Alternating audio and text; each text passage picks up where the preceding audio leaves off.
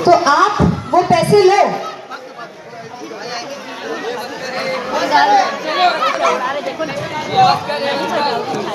कभी आपको ऐसा लगा कि ऑफिस बंद था, कभी आपको ऐसा लगा कि अगर आपने हमको 10 काम बताए तो 5 भी नहीं हुए? नहीं, सब नहीं हो सकते। खाला देखो, सबको खुश करना ये तो खालिस अल्लाह के हाथ में, इंसान नहीं कर सकता किसी को खुश इतना 100%। बट 10 में से आपके, मैं इतना तो गारंटेड आपको बोल सकती हूँ कि 5 काम तो हुए ही होंगे कॉरपोरेशन बंद होने के बाद। उसके पहले के काम तो इंशाल्लाह जब हमारा इलेक्शन आएगा, मेरे वालिद का मेरा, तो वो फाइल लेके आऊंगी मैं, फिर हम काम पे बात करेंगे। गटर वाटर आरसीसी जो भी मामला है उस पर हम तब बात करेंगे। और आपको भी जो शिकायत रहेगी काम के ताल्लुकात से, आप मुझे पकड़ो, मेरे वालिद को पकड़ो, हमसे शिकायत भी करो, लड़ाई भी करो। आपको अगर खुशी हो रही है हमारे काम से तो वो भी जाहिर करो, उसके लिए मेरे वालिद और मैं है, ये आपको मैं बोल देती हूँ। पर आज जो चीज़ के लिए मैं आई हूँ ये आपको बताने के लिए आई हूँ, क्योंकि ये मेरा फर्ज है। अगर मेरे पास इस चीज़ का इल्म है और मैंने आपको नहीं दिया तो मेरे पे भी ये चीज़ की पकड़ हो जाएगी कि मैंने अपनी आवाम को सच्चाई नहीं बताई, मेरे देश की, महाराष्ट्र की, मुमरा कौसा की।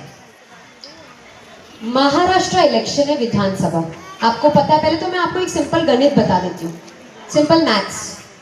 जितने ज़्यादा मेंबर ऑफ पार्लियामेंट होते हैं तो उनका प्राइम मिनिस्टर बैठता है। जैसे मोदी जी, उनके ज़्यादा मेंबर ऑफ पार्लियामेंट निकले तो मोदी जी की सरकार बन गई, मोदी जी प्राइम मिनिस्टर बन गए, ठीक है।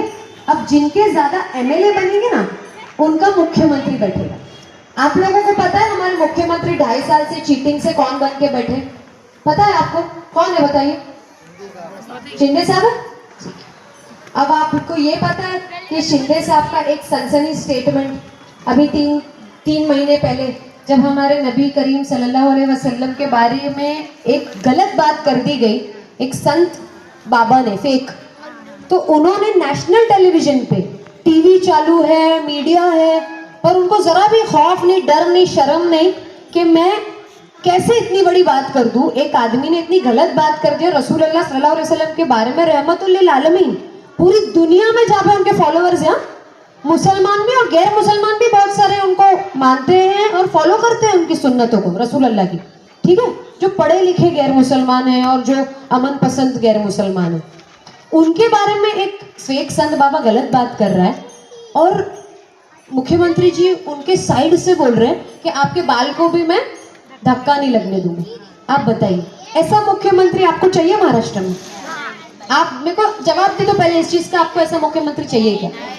जी, तो ऐसे मुख्यमंत्री जो बीजेपी लेड मुख्यमंत्री है ये, और इनके साथ अब घड़ी भी जाके मिल चुकी है। अजित पवार साहब की घड़ी लेके गए, घड़ी अजित पवार जी, हमारी घड़ी थी लेके गए। हाँ, तो ये जो है बीजेपी के साथ है, कमल, तीर कमान और घड़ी। और अभी जो इंडिया अलायंस के साथ जो सेक्युलर लोग, जो हिंदू मुसलमान में झगड़े फसाद में नहीं मानते, जो सबको लेके चलने वाले विचारधारा वाले लोग हैं, जो काम अमन पसंद लोग हैं, राहुल गांधी का पंजा, शरद चंद्र पवार साहब की तुतारी ये निशानी, और मशाल उद्धव बाला साहब ठाकरे का मशाल, ये एक तरफ आ गए।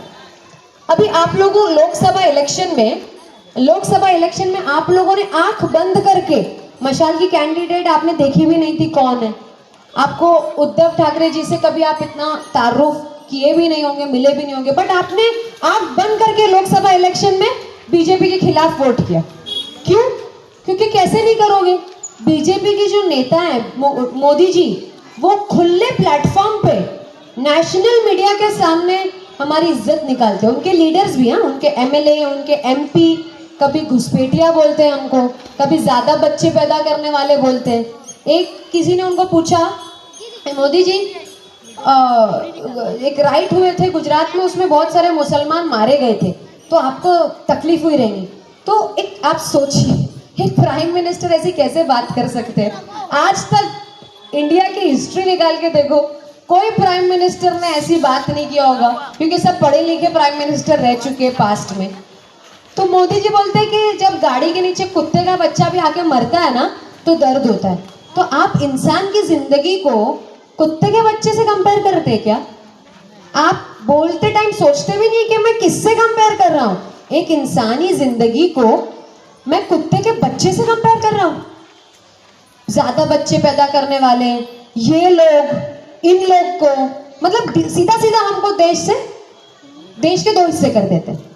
आज तक हमारे इंडिया की हिस्ट्री में जो पहले भी लीडर्स रह चुके हैं वो कभी भी ऐसी बातें नहीं करते थे कि किसी भी धार्मिक फीलिंग्स को इतनी ज़्यादा तकलीफ हो।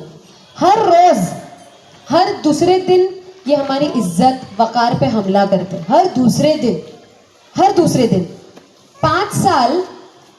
5 साल ये लोग हमको एनआरसी से डराते हैं, सीएए से डराते हैं, हमारी वक्फ की ज़मीनें छीनते हैं, बुर्खा बैन करने की बात करते हैं, तो कभी हमारे बुजुर्ग चाचाओं को ट्रेन में इनके गुंडे मारते हैं, कभी हमारे नौजवानों को मॉब लिंचिंग करके मारते हैं, कभी विशालगढ़ में मस्जिदें तोड़ते हैं, कभी अजान बैन करने की बात करते हैं। हर दूसरे दिन शरीयत में घुसते रहते। कभी बुलडोजर से चीज़ें तोड़ने की इनकी हर दूसरे दिन एक टैक्टिक चलती है।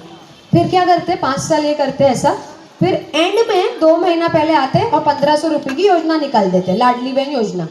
क्या करने की कोशिश करते हैं, जो डॉक्टर बाबा साहेब अम्बेडकर ने हमको अधिकार दिया है ना वोटिंग का, अब ये समझ जाते हैं कि हमने इतना जुल्म कर लिया है 5 साल, अब ये लोग इलेक्शन में हमारे जुल्म का जवाब देंगे और ये वोट हमारे खिलाफ करके हमको भेज देंगे रिटर्न। तो ये हमको झांसा देने की कोशिश करते हैं। ये सोचते हैं कि हमको ये 1500 रुपये में खरीद लेंगे, हमारे ईमान को खरीद लेंगे, हमारी इज्जत और वकार को खरीद लेंगे। तो मैं आप लोगों से पूछना चाहती हूँ, क्या हमारी शरीयत, इज्जत, वकार 1500 रुपये जितना सस्ता है? क्या ये हमको 1500 रुपये में खरीद सकते हैं?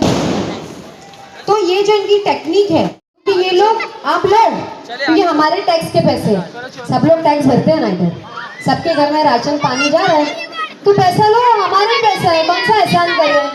बट इनको जो ये सोच रखते हैं ना, ये 1500 रुपये देके हमारा वोट खरीद लेंगे, ये इनको मत करने देना। 20 तारीख को पूरी ताकत से बीजेपी के खिलाफ वोट करना, क्योंकि हो सकता है कि 2.5 साल में इन्होंने जो चीटिंग से हमारा महाराष्ट्र लेने के बाद भी ये जिस तरीके का खौफ का माहौल हमारे महाराष्ट्र में बना रहे, विशालगढ़ में जाके मस्जिद तोड़ देना, चाचाओं को ट्रेन में मारना, चेंबूर जैसी, बॉम्बे में चेंबूर जैसी कॉलेज में लड़कियों को बुर्का पहनने के लिए मना करना, ये जो डर का माहौल बना रहे ना, अगर हमने 5 साल के लिए महाराष्ट्र इनके हाथ में दे दिया तो ये क्या कहर मचाएंगे, इसका किसी के पास कोई भी सल्यूशन नहीं होगा। देखो, आज हमारा देश 10 साल से इनके कब्जे में, तो राहुल गांधी को, जिनके खानदान ने हमारे देश को आजाद करने से लेकर के सालों साल तक के देश पे राज किया, देश का काम किया, उस इंसान को पूरा देश चलना पड़ रहा है कि लोगों के अंदर लोगों को बता सके कि भाई ये बीजेपी आपकी दुश्मन है, तब जाके आज हमारा अपोजिशन मजबूत हुआ है। तो सोचो, आप और हमारे जैसे लोगों पे कितनी बड़ी जिम्मेदारी आती है और हमारे को कितना बड़ा संघर्ष है, हम जैसे नॉर्मल मिडिल क्लास लोगों को कितना बड़ा संघर्ष है। तो इस संघर्ष को अपने दिल पे लीजिए। हमारे दीन में हमको एक रास्ते पे से पत्थर उठा के फेंकने का, साइड में करने का बहुत बड़ा सवाब है, तो महाराष्ट्र से इतने बड़े फितने को उठा के फेंकने का कितना बड़ा सवाब रहेगा। तो आप लोगों को ये जो लड़ाई है, ये जो जंग है, आज की तारीख में जंग तलवारों से जाके नहीं लड़ते, जुल्म के खिलाफ जंग जो है वो तलवारों से नहीं लड़ी जाएगी। हमको अल्लाह के करम से, डॉक्टर बाबा साहेब अम्बेडकर की मेहनत से वोटिंग का अधिकार मिला है, इसको आपको इन जुल्म करने वालों के खिलाफ यूज करना है। यहाँ पे मेरी उम्र से बड़े लोग बैठे और समझदार भी, मैं आपको क्या बताऊं, आपका वोट इतना कीमती है कि मैं आपको बोल ही नहीं सकती हूँ कि आप इसको दो उसको दो, नहीं, मैनिपुलेट नहीं करूंगी आपके वोट को। बस इतना बोलूंगी कि आप सबके पास एंड्रॉइड फोन है, वो फोन को खोलो और बीजेपी के कारनामे चेक करो, और जितने भी लोग इनके साथ गए, घड़ी के, तीर कमान के, ये आएंगे आपके दिमाग में वसवसे डालेंगे कि घड़ी आवाड़ साहब का सिंबल है, घड़ी सेक्युलर है, घड़ी शानू भाई का सिंबल है, मर्जिया का सिंबल है, तो नहीं है। हमारा सिंबल ये है, तुतारी बजाने वाला आदमी, ये हमारा सिंबल है। जब कुछ टाइम पहले हमको भी बोला गया था, हम पे भी प्रेशर बनाया गया था बीजेपी में जाने का, आपको मेयर बनाएंगे, वालिद को एमएलए की टिकट देंगे, हमको भी बहुत बहलाने फुसलाने की, लालच देने की कोशिश की गई। तब हमारा ये पैटर्न ही रहा है मेरे वालिद का कि वो हमेशा अपने वार्ड के जिम्मेदार और मुमरा कौसा के शहर के जिम्मेदार लोगों को बुला के हर बड़े अहम फैसले से पहले राय मशवरा करते हैं। तो मशवरे में खैर है। तो सारे लोगों ने बोला, ओलमा इकराम ने और बड़े लोगों ने, जिम्मेदार लोगों ने, सुरैया आंटी भी उसमें थे उस मीटिंग में, मुझे याद है। तो सारे लोगों ने उसमें बोला कि नहीं, आप बीजेपी में मत जाइए। तो हम आपसे आंख मिला के आपसे बात कर सके करके हमने वो सारी चीजें छोड़ी। पैसों की बारिश हो सकती थी, 10 की जगह 15 काम हो सकते थे, पर ऐसे काम का क्या करते हम लोग जहाँ पे हर रोज जो गवर्नमेंट के साथ हम हैं वो हमारे लोगों की इज्जत निकाल रही है, हमें बेइज्जत कर रही है, हमारे वकार पे हमला कर रही है, और हम हाथ खड़े रख के जी जी जी जी जी कर रहे हैं। ऐसे लोगों के साथ अगर हम रहते तो आप लोगों से नजर कैसे मिलाते? इसीलिए हमने स्ट्रगल चूज किया, संघर्ष चूज किया, इनका टॉर्चर चूज किया। और आप लोग, मुझे पता है कि जब हम आपके 10 में से सिर्फ 5 काम कर पाएंगे, 5 नहीं, तो आप हमसे नाराज होंगे।